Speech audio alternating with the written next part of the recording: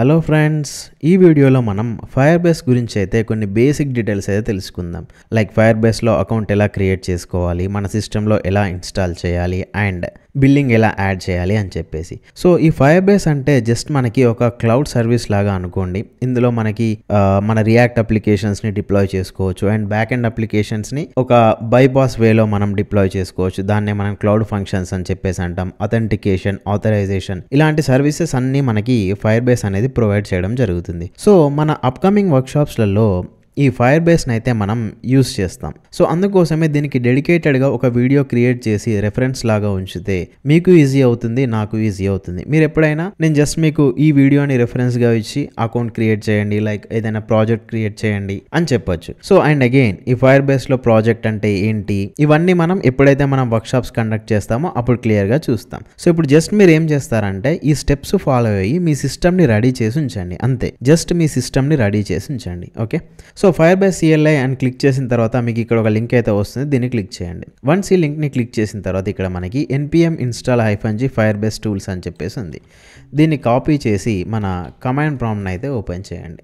ఇక్కడ జస్ట్ ఇది పేస్ట్ చేసి ఎంటర్ క్లిక్ చేయండి. ఎంటర్ క్లిక్ చేస్తే మీ ఇంటర్నెట్ స్పీడ్ని బట్టి కొంత టైం తీసుకొని ఫైర్బేస్ అనేది మన సిస్టంలో ఇన్స్టాల్ అయితే అయిపోతుంది. వన్స్ ఫైర్బేస్ ఇన్స్టాల్ అయిపోయిన తర్వాత నెక్స్ట్ మీరు ఏం చేయాలంటే, నేను చేయట్లేదు, నేను ఆల్రెడీ యాక్చువల్లీ ఇన్స్టాల్ చేసేసి ఉంచాను. సో ఫైర్బేస్ లాగిన్ అని క్లిక్ చేయండి. వన్స్ మీరు ఇది క్లిక్ చేయగానే మిమ్మల్ని ఒక క్వశ్చన్ అయితే అడుగుతుంది. సో అంతకంటే ముందు నేను లాగిన్ చేస్తున్న అకౌంట్ని లాగౌట్ చేసేస్తాను. సో ఫైర్బేస్ లాగౌట్ క్లిక్ చేశాను. సపోర్టెడ్ dsvcoding.com లాగౌట్ అయిపోయింది. సో ఇప్పుడు నేను ఏం చేస్తాను, మళ్ళీ ఫైర్బేస్ లాగిన్ క్లిక్ చేస్తాను. ఇప్పుడు నేను ఫైర్బేస్ లాగిన్ క్లిక్ చేసిన తర్వాత ఇప్పుడు జస్ట్ నేను ఎంటర్ని అయితే క్లిక్ చేస్తాను. క్లిక్ చేస్తే మనకి ఇది కొన్ని క్వశ్చన్స్ అడుగుతుంది. సో ఎంటర్ క్లిక్ చేయగానే సో ఏమంటుందో చూద్దాం. అలో అని చెప్పేసి అడుగుతుంది. ఎస్ అని క్లిక్ చేయండి. ఎస్ క్లిక్ చేసి వై క్లిక్ చేసి మీరు ఎంటర్ క్లిక్ చేయగానే మీకు ఇక్కడ ఒక లింక్ని ఇస్తుంది. అది ఎట్ ద సేమ్ టైం బ్రౌజర్లోకి నావిగేట్ అయ్యి మిమ్మల్ని గూగుల్లో లాగిన్ అవ్వమని అడుగుతుంది. సో మీరు ఏ గూగుల్ అకౌంట్ సెలెక్ట్ చేసుకుంటారు అని చెప్పేసి అంటే అది మీ ఇష్టం. మీరు ఏ గూగుల్ అకౌంట్తో ఫైర్బేస్ని రన్ చేయాలి అని చెప్పేసి అనుకుంటున్నారో ఆ గూగుల్ అకౌంట్ని యూజ్ చేసి ఈ ఫైర్బేస్ని అయితే యూజ్ చేయొచ్చు. సో ఎస్ అని క్లిక్ చేయగానే మనకి బ్రౌజర్లో ఓపెన్ అవుతుంది అండ్ ఒక లింక్ని కూడా ప్రొవైడ్ చేస్తుంది. సో నేను ఇప్పుడు ఎస్ అని క్లిక్ చేస్తున్నాను. సో ఎస్ అని క్లిక్ చేయగానే నాకు ఇలా ఒక లింక్ని అయితే ప్రొవైడ్ చేసింది. సో నేను ఏం చేస్తానంటే ఈ లింక్ని కాపీ చేసి మన ఈ బ్రౌజర్లో ఈ లింక్ని పేస్ట్ చేస్తాను. సో పేస్ట్ చేస్తే ఏమవుతుంది, నన్ను లాగిన్ పేజ్లోకి అయితే తీసుకెళ్తుంది. సో మీ గూగుల్ క్రెడెన్షియల్స్ అన్నీ ప్రొవైడ్ చేసి ఇక్కడ లాగిన్ని కంప్లీట్ చేయండి. ఓకేనా, ఈ లాగిన్ని కంప్లీట్ చేసిన తర్వాత మీకు 2 క్వశ్చన్స్ అడుగుతుంది. అలో క్లిక్ చేయండి.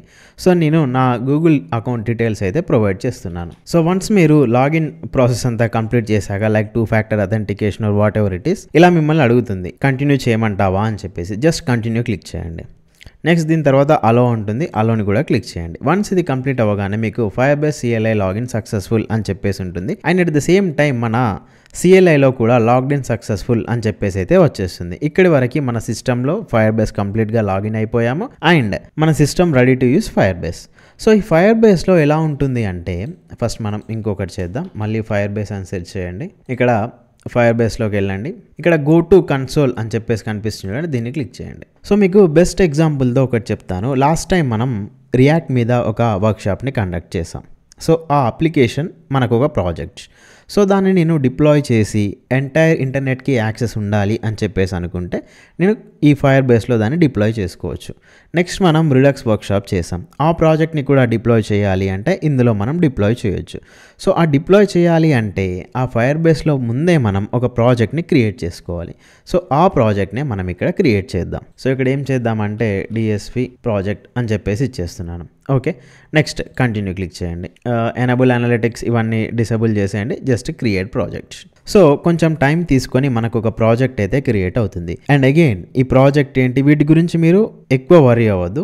ఫస్ట్ మనం మీ సిస్టమ్ని ఫైర్బేస్కి తగ్గట్టు రెడీ చేసుకోండి. నెక్స్ట్ ప్రాజెక్ట్ ఏంటి అనేది చూద్దాం. సో సింపుల్ వర్డ్స్లో ప్రాజెక్ట్ ఏంటి అంటే మనం రియాక్ట్లో వర్క్ చేసే ప్రతి ప్రాజెక్ట్ ఇందులో ఒక ప్రాజెక్టే. లైక్ మీరు లోకల్లో ఒక టు డూ యాప్ క్రియేట్ చేశారనుకుందాం. ఆ టు డూ యాప్ని ఒక లింక్తో ఇంటర్నెట్లో యాక్సెస్ రావాలి అని చెప్పేసి అనుకున్నారనుకోండి, ఇందులో డిప్లాయ్ చేయాలి. సో అందులో డిప్లాయ్ చేసే ప్రాజెక్టే ఇందులో ప్రాజెక్ట్. సో నేను అలాంటి ఒక ప్రాజెక్ట్ని క్రియేట్ చేశాను, డిఎస్పి ప్రాజెక్ట్ అని. నెక్స్ట్ కంటిన్యూ క్లిక్ చేయండి. సో కంటిన్యూ క్లిక్ చేస్తే మీకు ఇలాంటి ఒక డాష్ బోర్డ్ అయితే ఓపెన్ అవుతుంది. ఇందులో ఒక్కొక్క దాని గురించి మనం మెల్లమెల్లగా నేర్చుకుందాం. అండ్ అగైన్ ఇందులో అన్ని అవసరం లేదు, మనకు జస్ట్ కొన్ని మాత్రమే అవసరం పడతాయి. సో మనం టైంని బట్టి, మన వర్క్షాప్స్ని బట్టి దీంట్లో ఒక్కొక్క ఫీచర్ని మనం ఎక్స్ప్లోర్ చేద్దాం. ఇది జస్ట్ మన ఒక వార్మప్ లాగా. వార్మప్ ఇన్ ద సెన్స్, నేను సడన్గా ఏదైనా వర్క్షాప్ కండక్ట్ చేసినప్పుడు మీకు ఫైర్ బేస్కి రిలేటెడ్ కంప్లీట్ డీటెయిల్స్ మీ దగ్గర ఉండడానికి ఈ వీడియో. సో ఇక్కడ చూస్తే మీకు ఇక్కడ ఒకటి స్పార్క్ అని చెప్పేసి కనిపిస్తుంది చూడండి. స్పార్క్ నో కాస్ట్ అని, దీని పక్కన అప్గ్రేడ్ అని చెప్పేసి ఉంది. సో ఈ ఫైర్ బేస్లో కొన్ని సర్వీసెస్ని మనం యూస్ చేయాలి అంటే మన ప్లాన్ అనేది అప్గ్రేడ్ కావాలి. సో అంటే స్పార్క్ ప్లాన్ అనేది ఫ్రీ, మీరు ఎక్కడి వరకన్నా యూస్ చేసుకోవచ్చు. ఫర్ సపోజ్ మనం ఏదైనా డేటాబేస్ని యూస్ చేయాలి ఆర్ క్లౌడ్ ఫంక్షన్స్ని యూస్ చేయాలి, ఇవన్నీ ఏంటి మనం అప్కమింగ్ వీడియోస్లో చూస్తాం, అప్కమింగ్ వర్క్షాప్స్లలో చూస్తాం అనుకుంటే దీన్ని అప్గ్రేడ్ చేయాలి. సో ఈ అప్గ్రేడ్ పైన క్లిక్ చేద్దాం. సో ఇక్కడ ఏంటి, బ్లేస్ ప్లాన్ అని చెప్పేసింది. ఈ బ్లేస్ ప్లాన్ అంటే ఏంటంటే మనం ఎంత యూస్ చేస్తే అంత అమౌంట్ అనేది మనకి బిల్లింగ్ అనేది వస్తుంది. బట్ ఈ బిల్లింగ్ అనేది మీకు వచ్చే ఛాన్సెస్ చాలా తక్కువ, ఎందుకంటే 1 మిలియన్ రిక్వెస్ట్లు అయితే $0.01 ఇలా ఉంటుంది దీని కాస్ట్. సో మనం జస్ట్ లెర్నింగ్ పర్పస్లో మాత్రమే యూజ్ చేస్తున్నాం. సో నా dspcoding.com అనే వెబ్సైట్ ఉందనుకోండి, దానికి నాకు బిల్లింగ్ వచ్చే ఛాన్సెస్ ఉంటాయి, ఎందుకంటే అది open to internet and all. But me projects అనేవి జస్ట్ రెజ్యూమేలోనే ఉంటాయి కాబట్టి it's fine. So select A plan మీద క్లిక్ చేయండి. బ్లేస్. సో ఇక్కడ ఏం అడుగుతుంది మనకు, create a cloud building account ఉంటుంది, జస్ట్ క్లిక్ చేయండి దీన్ని. So cloud building account click చేయగానే మీకు ఇక్కడ ఇలా ఓపెన్ అయ్యి ఇక్కడ మనకి ఏమంటుందంటే, మనం ఒక గూగుల్ క్లౌడ్ అకౌంట్ ఓపెన్ అవుతుంది మనకి. ఆ గూగుల్ క్లౌడ్ అకౌంట్లో మనం ఒక బిల్డింగ్ అనేది ప్రొవైడ్ చేయాలి. ఈ స్టెప్స్ అనేవి కొంచెం జాగ్రత్తగా చేసి వాటికి మనం ప్రొసీడ్ అవుదాం, ఓకేనా. So terms and conditions agree and continue. And again bro నాకు ఇదంతా వద్దు, జస్ట్ మీ వీడియోస్ చూస్తాను, అంతకంటే ఎక్కువ నాకు అవసరం లేదు అని చెప్పేసి అనుకుంటే మీరు కంప్లీట్గా ఈ స్టెప్స్ని ఇగ్నోర్ అయితే చేయొచ్చు. ఇక్కడ చూడండి, సెటప్ బిల్లింగ్ ప్రొఫైల్ అని చెప్పేసి ఇక్కడ ఫైర్ బేస్ పేమెంట్ అని చెప్పేసి వచ్చింది. నెక్స్ట్ ఇండియా కరెన్సీ ఉంచుకోండి, కన్ఫర్మ్ అని చెప్పేసి క్లిక్ చేయండి. సో ఇప్పుడు మీకు ఈ క్రెడిట్ కార్డ్, డెబిట్ కార్డ్ వీటి నేమ్స్ అయితే మనకి అడుగుతుంది, వాటిని మనం ప్రొవైడ్ చేయాలి.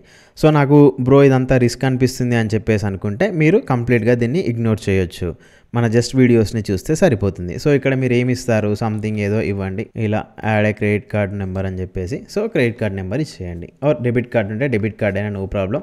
ఇన్ కేస్ బ్రో మేము వీటిని నమ్మము అని చెప్పేసి అనుకుంటే మీకు దేంట్లో అయితే జీరో బ్యాలెన్స్ ఉంటుందో అలాంటిది ఇచ్చినా కూడా నో ప్రాబ్లం. జస్ట్ మన బిల్లింగ్ అనేది ఎనేబుల్ అవ్వడానికి ఇందులో అంతే.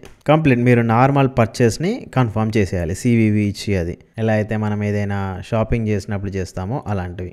వన్స్ మన పేమెంట్ ప్రాసెస్ అవన్నీ కంప్లీట్ అయిపోయిన తర్వాత ఇక్కడ మనకి ఏమవుతుంది, బడ్జెట్ అమౌంట్ అని చెప్పేసి అడుగుతుంది.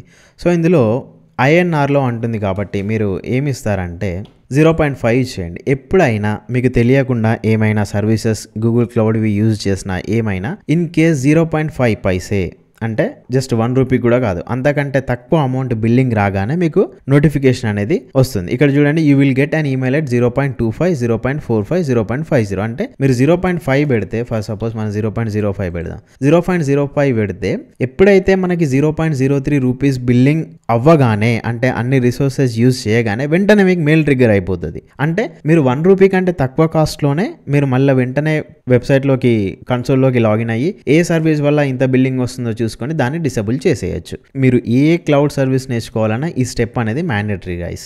సో ఇదొకటి చేసేయండి, సరిపోతుంది. నెక్స్ట్ కంటిన్యూ క్లిక్ చేయండి. Continue billing budget done. So ఇప్పుడు మనకి బ్లేస్ ప్లాన్ అనేది అయితే ఎనేబుల్ అయ్యి ఉంది. సో ఇప్పుడు మనకి మీరు ఒక ఫైర్ బేస్ని సెట్ చేశారు, మీ సిస్టంలో ఇన్స్టాల్ చేశారు, కన్సోల్లో బిల్లింగ్ ఎనేబుల్ చేశారు, బ్లేస్ ప్లాన్కి అప్గ్రేడ్ చేసేసారు. సో ఇప్పుడు అన్నీ క్లియర్. ఇన్ కేస్ ఇప్పుడు నేను ఇంకొక ప్రాజెక్ట్ క్రియేట్ చేసి బ్లేస్ ప్లాన్కి అప్గ్రేడ్ చేయడం మీరు చేయగలుగుతారు కదా. సో మనం ఏ ప్రాజెక్ట్ ఇన్ కేస్ మనం కొంచెం అడ్వాన్స్ లెవెల్ ప్రాజెక్ట్స్ కనుక చేయాలి అంటే like charting applications or back ఎండ్ని డిప్లాయ్ చేయాలన్నా వీటిని మనం యూజ్ చేయొచ్చు. సో వీలైనంత వరకు ఇవి లేకుండానే చేయడానికి ట్రై చేద్దాం. లైక్ అంటే ఏంటంటే ఎప్పుడైతే మనం ప్రాజెక్ట్ని డిప్లాయ్ చేయాలి అని అనిపిస్తుందో, లైక్ MongoDB వీటన్నిటిని యూజ్ చేసి ప్రాజెక్ట్ని బిల్డ్ చేసాం. సో ఆ బ్యాక్ ఎండ్ని బిల్డ్ చేయాలి అన్నప్పుడు ఏవైనా ఫ్రీ ఉంటే వాటిలలో బిల్డ్ చేయండి, నో ప్రాబ్లం.